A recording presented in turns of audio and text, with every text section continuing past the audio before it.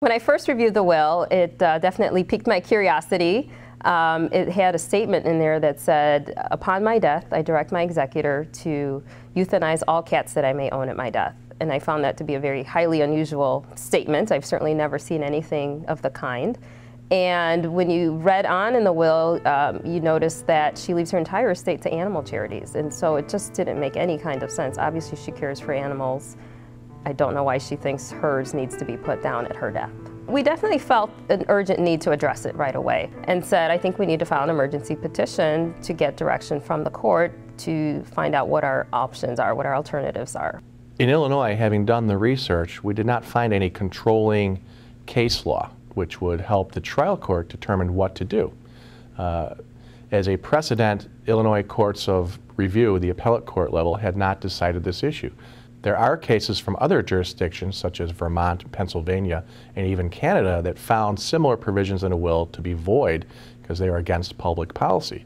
It just seems wrong, our basic sense of right and wrong, to euthanize a perfectly healthy animal. One of the things we knew definitely starting off was we were looking for a no-kill shelter. And one of the problems I ran into at the beginning, which I had not thought of at all, was that Boots is 11 years old. She's an older cat.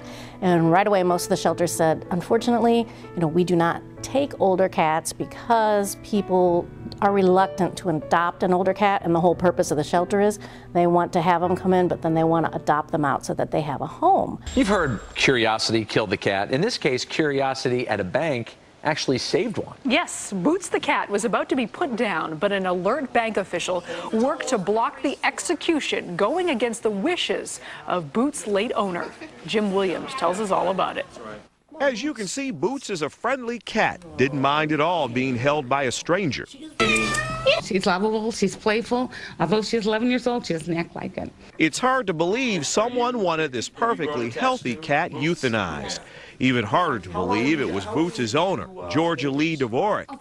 Sandra Budaresis was Miss Dvorak's neighbor for 10 years. People may hear this and think Miss Dvorak was heartless, and you want people to get the right impression. Right, she had a really big heart. She loved animals. The executor of the will, Fifth Third Bank, went to court to ask a judge to actually block Miss Dvorak's request. We couldn't do it. We didn't want to basically euthanize this healthy, living animal. We're very happy with that. Here we go.